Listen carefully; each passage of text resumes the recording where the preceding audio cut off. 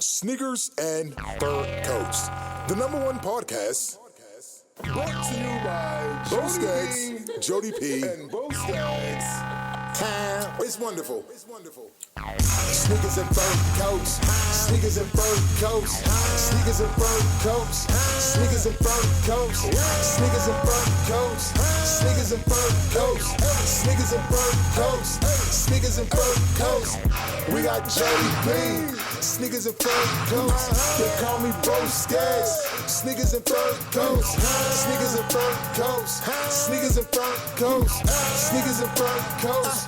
Sneakers and fur coats. True hip hop, health, wealth, the Bible, conspiracies and everything else. We got sneakers and fur coats. Sneakers and fur coats. Jody P, Bo Skaggs. Sneakers and fur coats.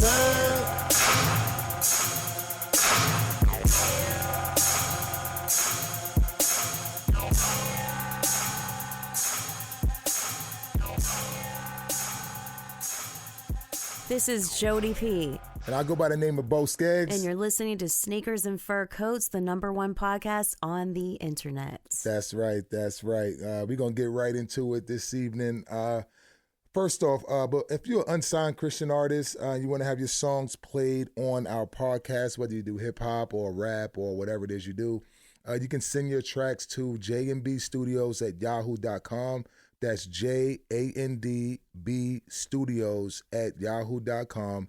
And get yourself a play on our next podcast, man. That's JNBB like boy. Yeah. Be like boy. Yes. So, so how was your weekend, Big Joe? It was a nice weekend. My family was in town. Mm-hmm. We did some family stuff. We had a baby shower. We had a 7-year-old birthday party. That was fun. It was at the jumping trampoline park. It was fun. It was a good time. Yeah, family's always good. Yeah, it's nice. It's nice, refreshing. Yeah. How about you? I did nothing. I just recorded some music and, Well, you're always good for that. just a typical weekend for me, nothing special, Yeah. But I was, I was looking at this thing on the internet. It was actually about AOC. So it says the Department of Justice was weighing charges against AOC for allegedly helping immigrants evade ICE, and they're wondering if she should be prosecuted. Now, first of all, I think she's disgusting. She's utterly disgusting on so many levels for so many reasons. Right. I mean, first off, she's a plant. And it's been proven she was a bartender, a struggling actor, and a bartender, which, I mean, it kind of goes hand in hand with politics. They're all actors. Right. So, but yeah, she was a struggling actor, bartender, and she responded to an audition for this position, and she got this job. They needed a Latina woman, and, she's the voice for that branch of propaganda, and, yeah, that's insane. Right. It always seems like she's in the media with something that's not good. Like, I never like any of her viewpoints. Like, she's like a super weirdo to me. Well, first of all, she's extremely dumb. I mean, she has a very low IQ. She says the most stupid things on the planet. Right. So, I mean, it's clear that she doesn't know what she's doing. She had no prior history. She hasn't read too many books. I mean, did she even go to school? I don't know. I mean, not that that makes you smart in any way, shape, or form, but she's just very unknowledgeable. And I mean, it's all a circus. Let's be real. The whole media circus around the politicians and everything mostly that they say and do, it's just used to sensationalize and propagandize the American public. I mean, I have a friend, my friend Gregor, many years ago, he came to visit me in New York. He's from Slovenia, which used to be part of, occupied USSR. So Russia was, took them over during, the war and and they were heavily propagandized. And I mean, all churches were closed down. They had to speak Russian or they would get sent to Siberia. I mean, literally, they would go to jail. And so, he grew up at the tail end of that time. He was much younger than I was. But yeah, he came to visit one time, like maybe 15 years ago, and he told me, Americans are being so bamboozled, and everyone in the former Russian countries can see it as plain as day. But Americans can't see it because it never happened to us before. Right.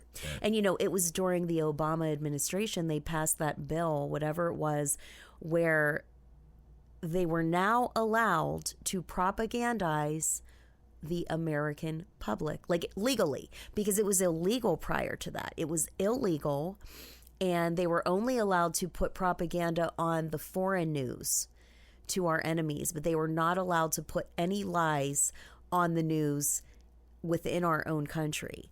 So can you imagine, like, they literally legalized it? And that's exactly when it all started happening. That's when they started feeding us all these lies and controlling all narratives.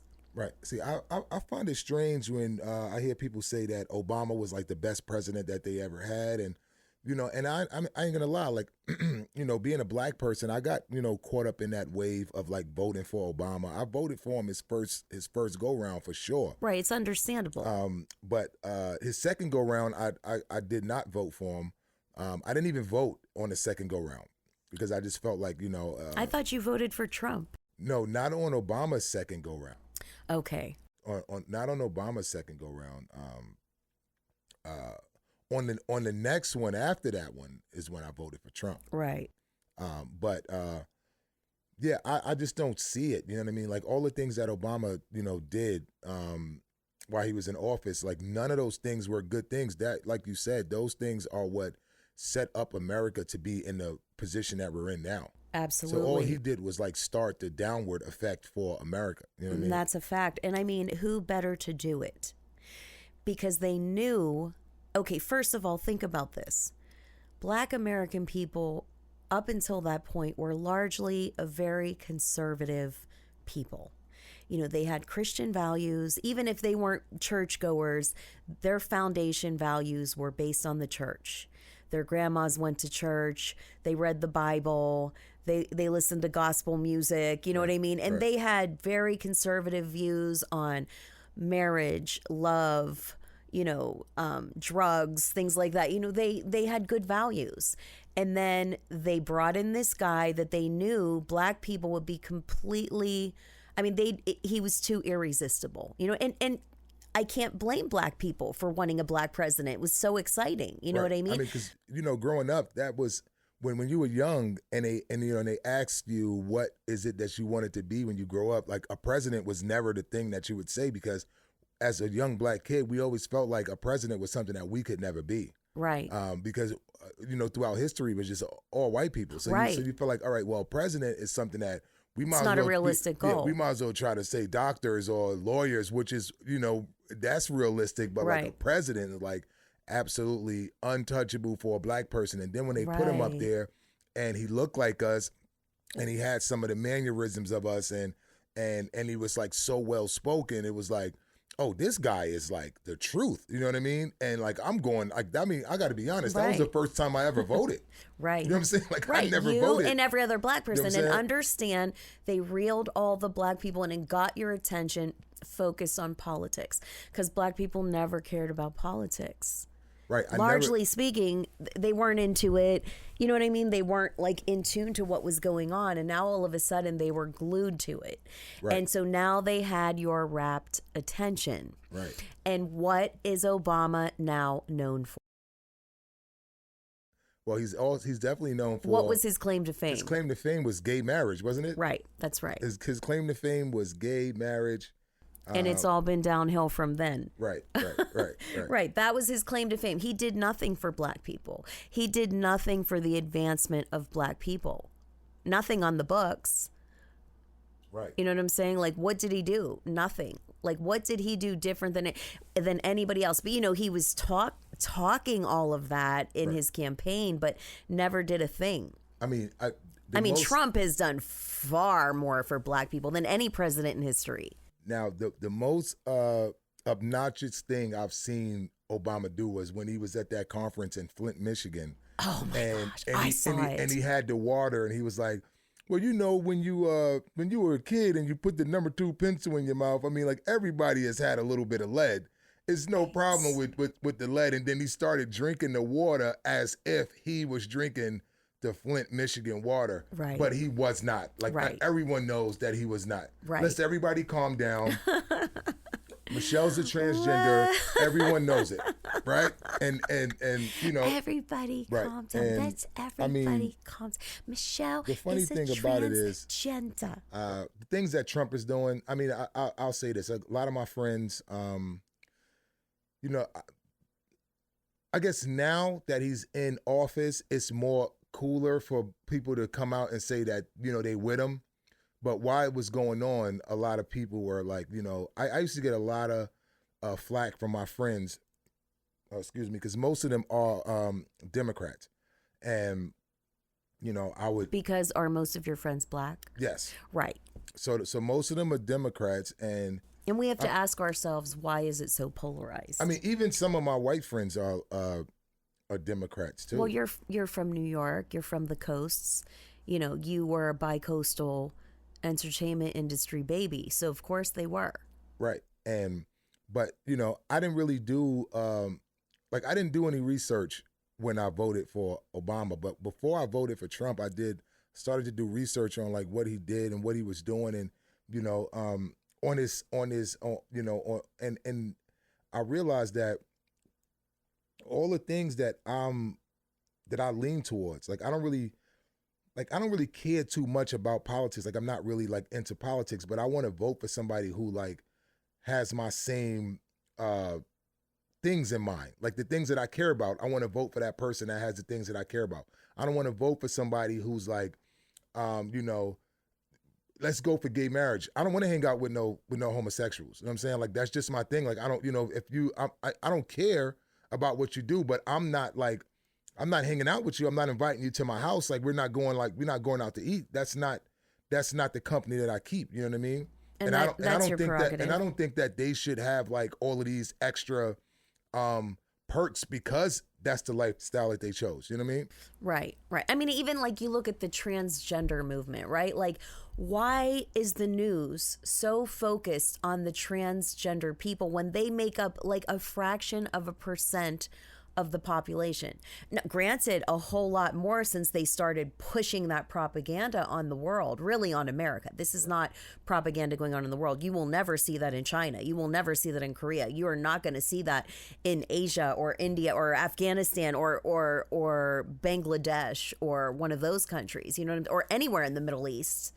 You're only going to see it in the countries where they're trying to push that propaganda on us. But, you know, you have to ask yourself, why are they getting so much airtime?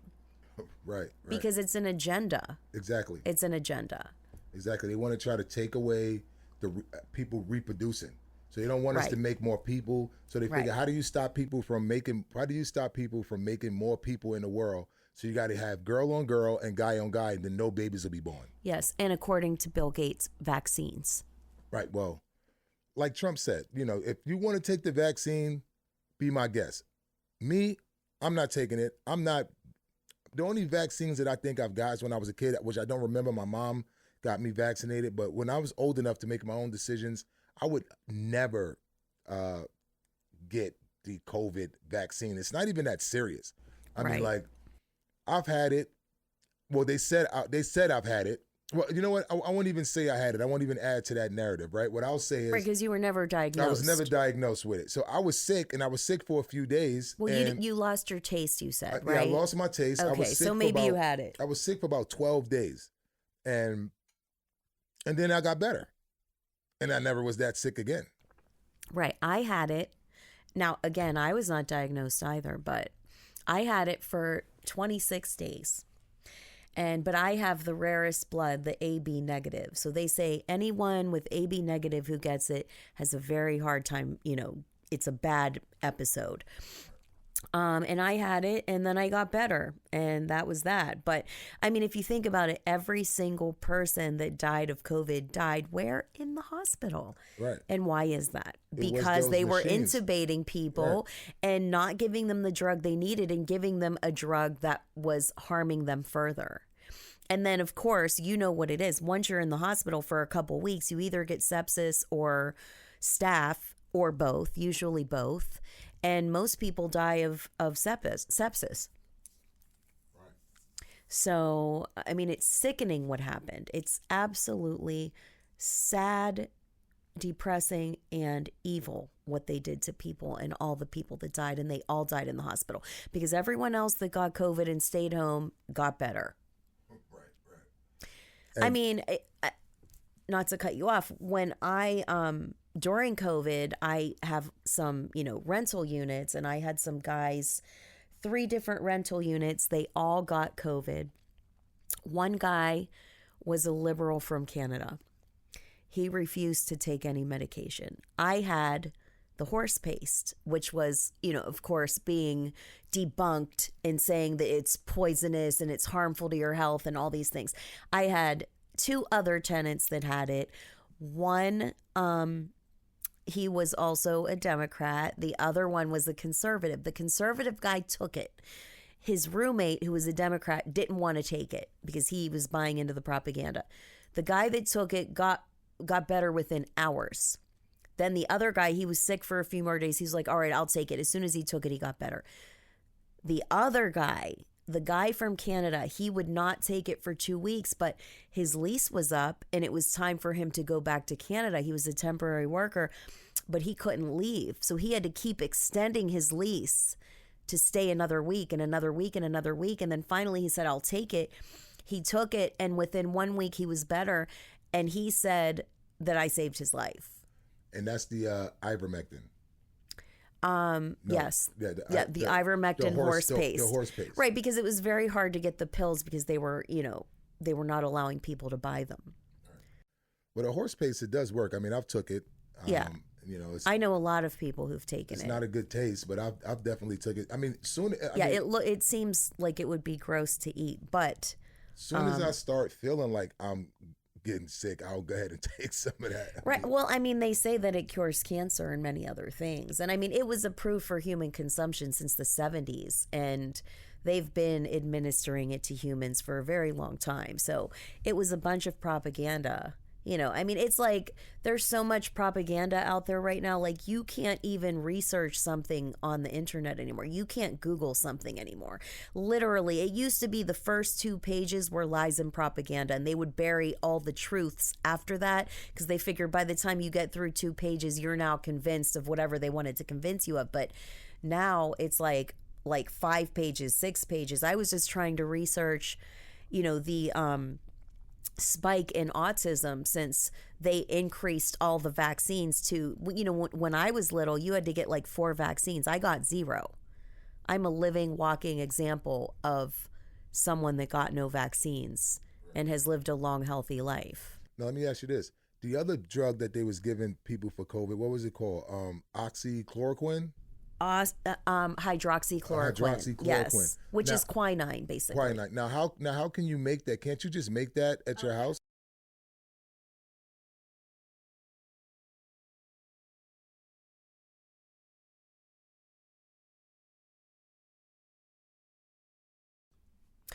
Yes, you can. I've actually made a few batches of it for myself and for friends who were sick. And you can take it not just for COVID. It's good for any illness. I mean, it'll immediately start to make you feel better. It's basically just citrus fruits, primarily grapefruit, heavy on the grapefruit, and you simmer it. Don't boil it because it'll kill the living enzymes. You simmer it for a really long time, like 6 hours. The longer, the better. Grapefruit, oranges, lemons, limes, but again, primarily grapefruit. It's a component in the grapefruit that makes quinine.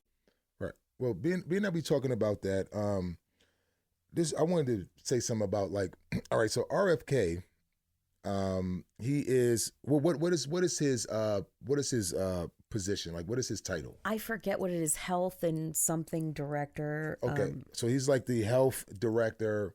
Well, let's see what it is. I'll tell you right. Now, it's good to have someone like that in there because, I mean, I didn't know this until a couple of my friends, they had went out to Canada and then they came back and they had brung these chips back from Canada. And chips. So there's some potato chips. They had these like Ruffles. It was like they had several bags of Ruffles Right. chips. Okay. He's the United States Secretary of Health and Human Services. Right. So my friends had went out to Canada and they came back and they had these these bags of like Ruffles chips, and which is a flavor that they don't even sell in the U.S. that they had, right? Right. It's like that in other countries. So now I'm looking at it and I'm reading through the ingredients of this bag of chips. And it was 3 ingredients. It was like potatoes, seasoning, salt, and something else. It was just like Wow. it was like 3 ingredients. Yeah. So when you look at the things that we have here, like like far as like, stuff as simple as like ketchup. Yeah. Right? Ketchup is like what would you assume that the ingredients would just be in ketchup? It should be Right. 3 ingredients, Tomato, right? vinegar, Tomatoes, salt, and sugar. right. So that Probably. should be what's Right. in it. Now if you In look natural ketchup, that's what's in it. right, so if you look at our ketchup, it's like 93 different ingredients Right. in there. Colorings and stabilizers and preservatives and I mean, it's disgusting. It's I know. disgusting. I know. I mean, with sugar and vinegar, you shouldn't need to preserve it anyway. You shouldn't even need preservatives. Right.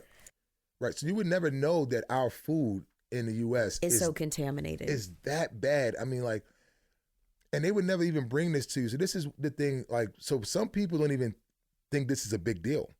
But I mean, I because they're frogs in hot water. They and they are just simply misinformed because they're burying the truth.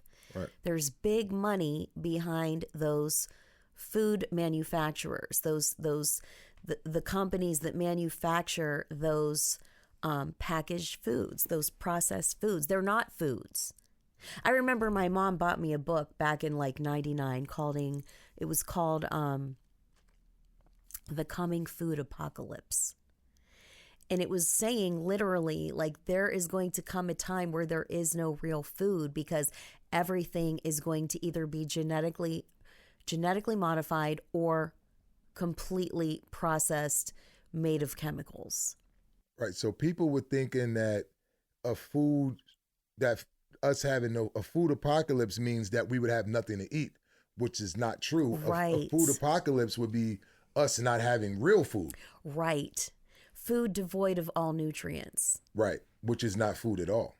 Right. I mean, look at like, Monsanto, for example. I mean, there's just such a filthy, filthy, demonic company. I mean, the people who work at Monsanto have been on a revolving door with the FDA. So they'll work at the FDA, then they quit or get fired, then they get a job at Monsanto, then they go back to the FDA, which is completely illegal and a conflict of interest.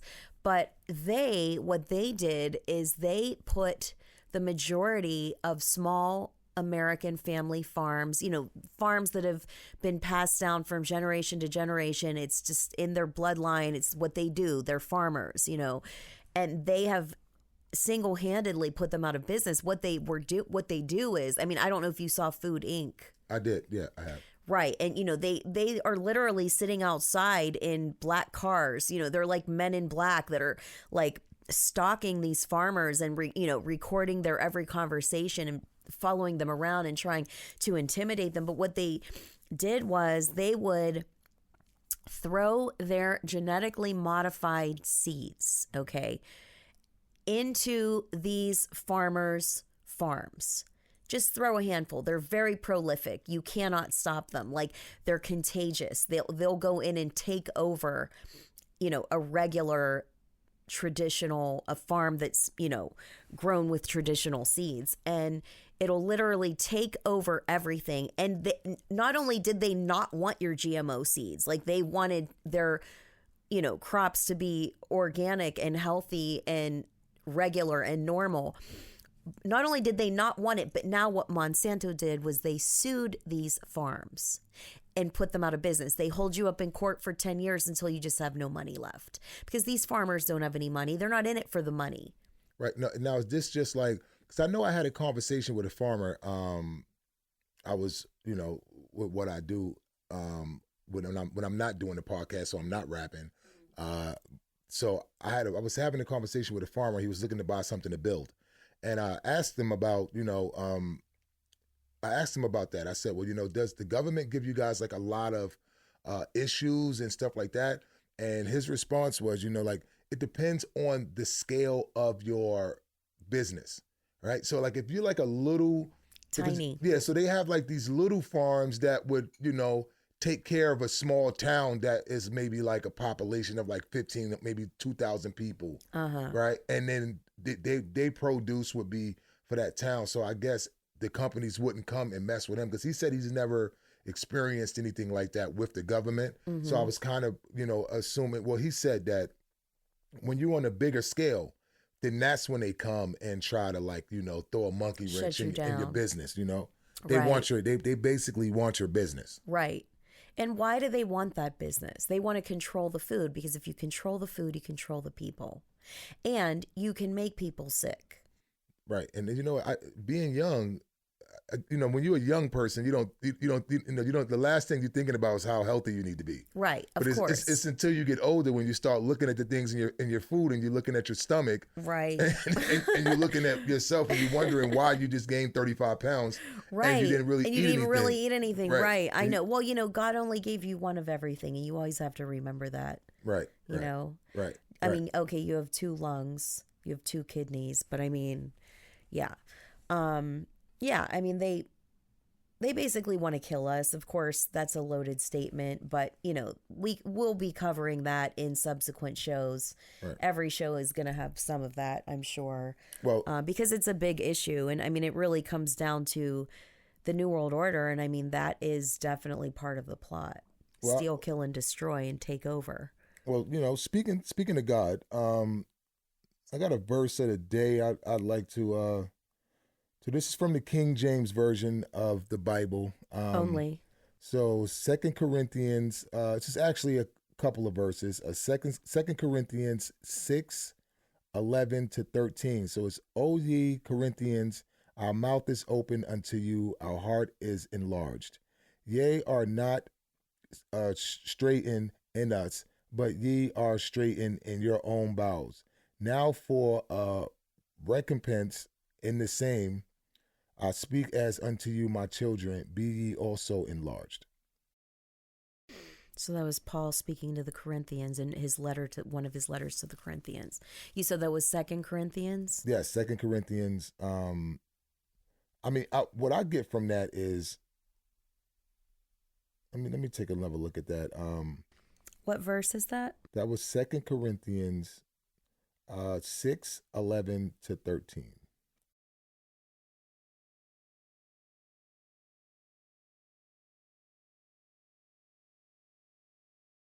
2 Corinthians 6.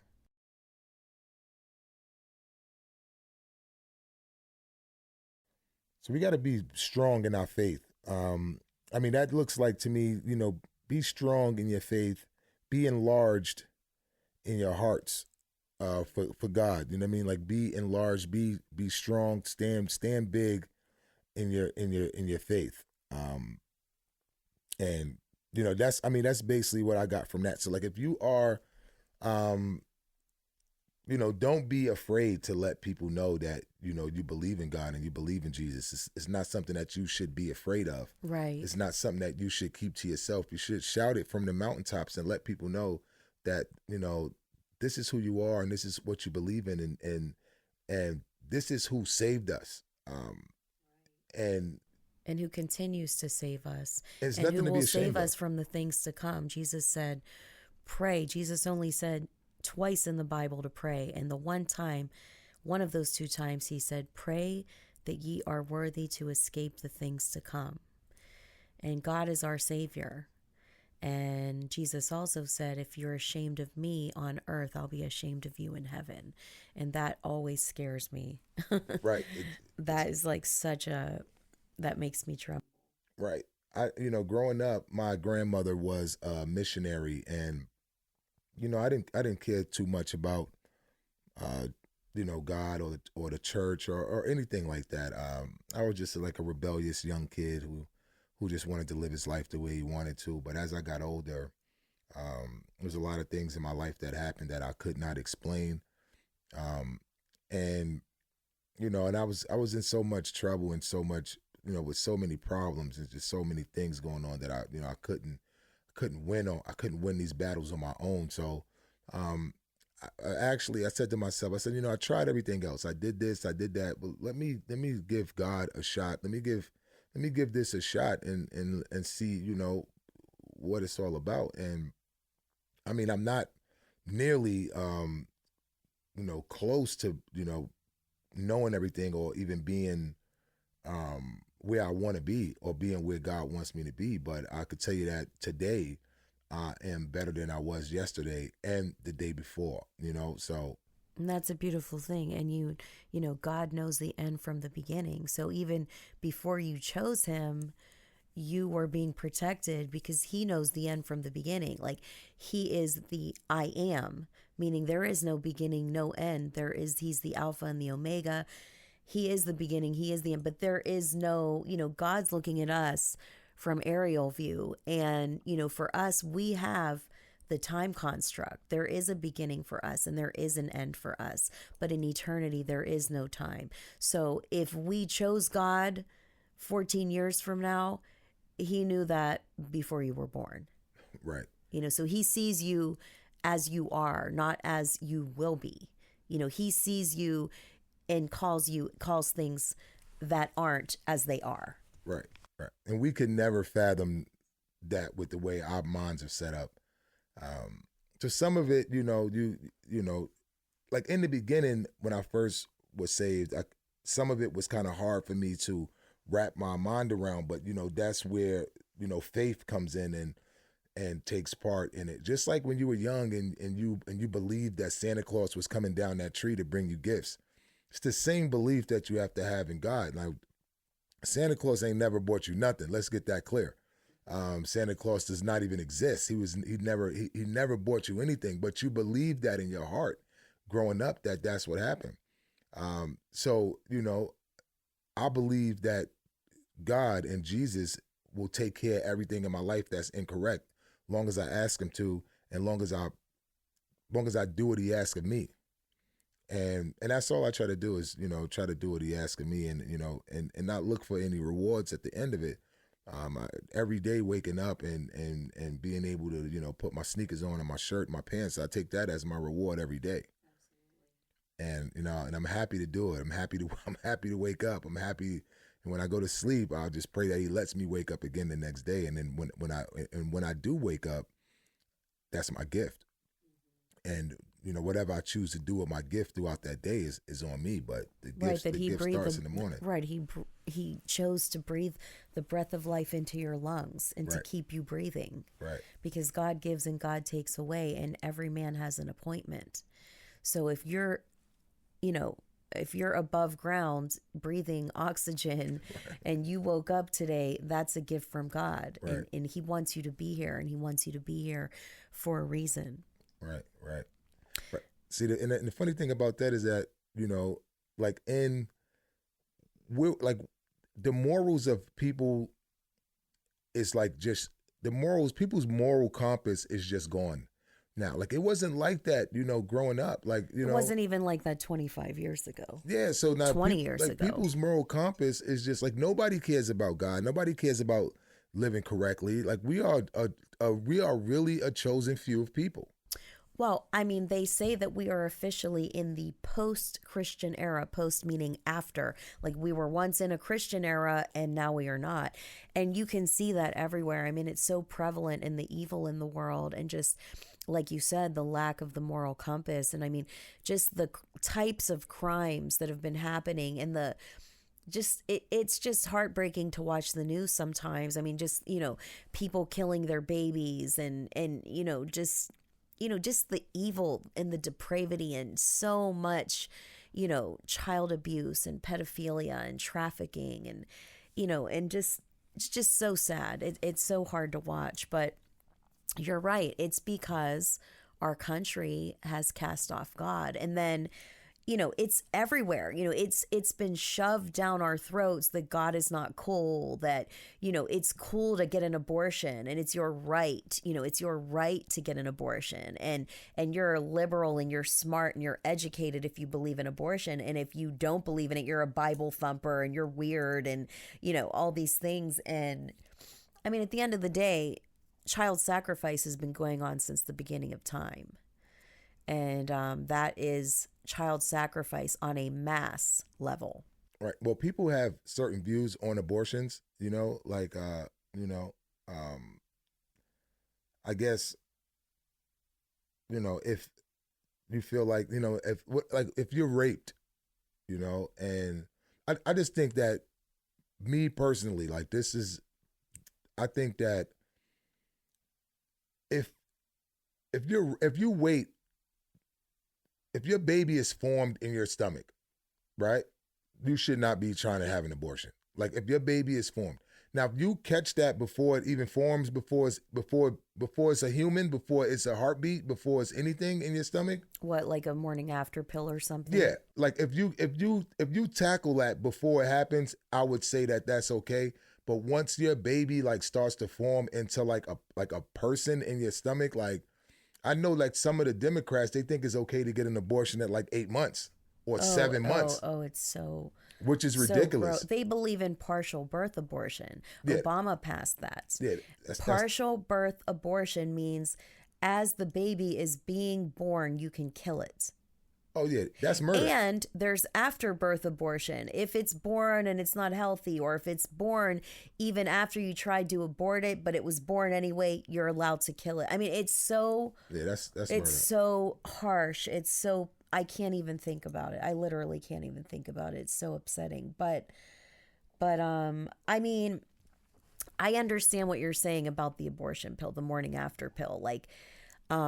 It seems like it's better. And I do get that. And I know that's a dilemma for a lot of people. And I've spoken to other Christian people about that too, that I know are good Christians, and they're sort of confused about that. But largely, I mean, well, if you think about it, there's that spark of light at conception, literally the Holy Spirit is present at conception. Right. So that is a life at conception.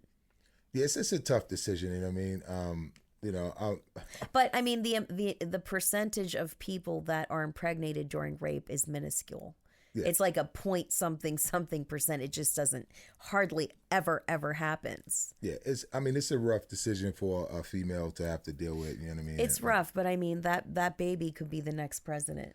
Right. So you don't know. And who is anyone to decide that baby shouldn't live? Right. It is not your body. It's another body. You're just carrying that body inside of your body. Well, before we get out of here, I wanted to just touch on one thing too, if you don't mind. So the internet is one way in the United States of America, and it's a different internet in other places, right? So far as algorithms go, when you're watching TikTok, I know if I go on my TikTok, I see. We got 97,000 DJs. I didn't even know so many people danced. We have, if we was to go to war with another country, we could win. Outdance them. We could win if we had a dance off, right? We could definitely win if we had a dance off. We could win if we had a DJ contest, but far as right. Hopefully, we don't go to war against China, because their algorithms show their little children at the age of 4 how to assemble and disassemble a gun in under 60 seconds. Right, and it's sad that they pump this stuff on us, and we take it with we just take it we just continue to consume it ferociously, like it's and it's a steak dinner. And I won't lie, I'm guilty of scrolling and watching the dance videos, right? But this is what they give us. You know what I mean? This is what's there. And they, right. and understand where it comes from. It's coming from China, but not without the consent of our government. Let's be real here. But yeah, and they purposely, and I read about that they purposely give us those algorithms that are going to be, entertaining and also that are going to make us dumber, whereas their algorithms are about math problems, solving a math problem, or you know, how to assemble and disassemble a firearm in under 60 seconds, or, you know, things that are enriching to culture and propagating a culture and, Right. you know, propagating intelligence and thought. And what else is funny is no matter how hard you try to change your algorithm, it always goes back. really, Yes. I didn't know this. See, I'm not really a TikToker. Yeah, so no matter how much you try, I mean, even with Instagram, like if you try to change your algorithm, you try to change the things that you see on your news, on your feed, it will go back. Are you sure about that? I'm positive. Because I've tested that on Instagram, and I I'm find positive. the opposite. But it could also have to do with your friends. Maybe. I think it has to do with your friends. Maybe. Because I've seen that before on my friend's page, and I was helping him manage it at one point. And, you know, I was trying to help him. He wanted to change his algorithm because he wanted to, like, clean up his life a little bit. And so we were, like, experimenting with that. And, you know, it did work, but he had like a tremendous amount of super degenerate friends, like such degenerates, like, I mean, they might as well have had porn sites. So like he was still getting a constant barrage of that type of thing. Not constant, a lot less, but it would still pop up in his feed sometimes and in his explore page. And we found that really perplexing, but I think that has a lot to do with it. Because, you know, birds of a feather flock together. And, you know, it says in the Bible to be careful of the company you keep and do not sit in the seat of the scornful, you know, to keep your company clean. So I think that has a lot to do with it. Well, I mean, that was a pretty good show. What do you think, Joe? I thought it was very fun, and thank you for your input. I really enjoyed our time tonight. Yeah. It was a lot different from our last show, Yes. and I'm sure our next show will be different from this one, but we'll be back to these subjects again. Yep. Yeah, And good just times. stay tuned. Jody P, Bo Skaggs, Sneakers and Fur Coats, the #1 podcast on the internet. On the internet. And we out. Ciao, ciao.